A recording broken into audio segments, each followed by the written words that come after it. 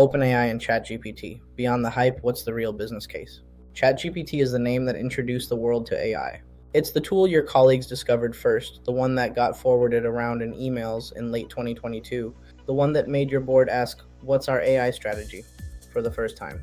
But here's the thing, the ChatGPT that most business leaders still picture in their head, a clever chatbot you paste questions into, no longer exists. What OpenAI has built in 2026 is something fundamentally different. And if your AI strategy is still based on the 2022 version of ChatGPT, it's time for a serious update. OpenAI is no longer just a research lab with a viral product. It is now one of the most valuable private companies on Earth, approaching an $850 billion valuation, with over 900 million weekly users globally, an enterprise now making up more than 40% of its revenue.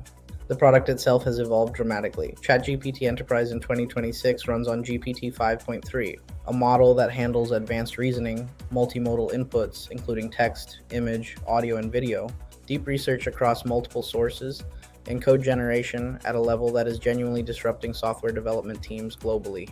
But the most significant shift for enterprise leaders is not the model, it's the move from chat to agents. OpenAI just launched Workspace Agents, shared, always-on AI workers that plug directly into Slack, Salesforce, Microsoft 365, Google Drive, and over 60 other enterprise applications.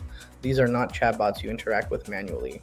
They run continuously, execute multi-step workflows, take action across business systems, and report back to admins with full audit logs. A sales team can now deploy an agent that researches inbound prospects, scores them against qualification criteria, sends personalized outreach to qualified leads, and updates the CRM automatically overnight without human involvement.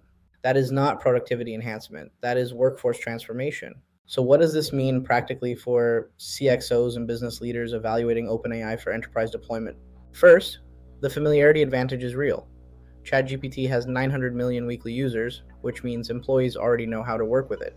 For enterprises, that dramatically reduces rollout friction and accelerates the time to value compared to deploying a less familiar platform. Second, the compliance picture has matured significantly. ChatGPT Enterprise holds SOC 2 Type 2, ISO 27001, and GDPR compliance, with data residency options for regulated industries. Your data is not used for model training. The enterprise governance controls, SSO, SIM provisioning, role-based access, and full audit logs are now genuinely enterprise-grade. Third, the ecosystem breadth is unmatched.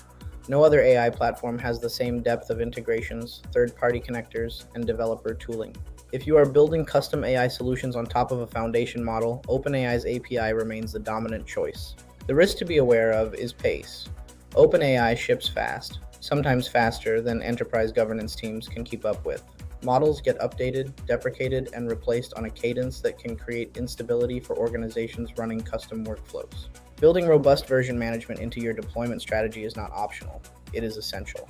Here is my honest take on OpenAI's position in the enterprise AI landscape right now.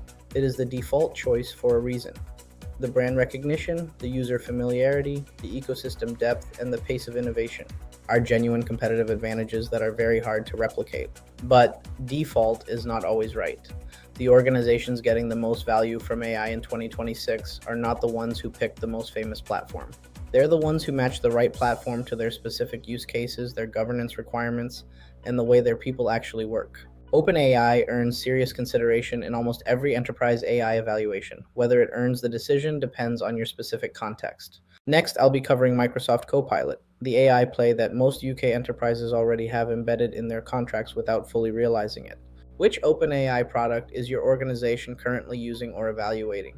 And what's been the biggest surprise, positive or negative, so far? Drop it in the comments. See you next week.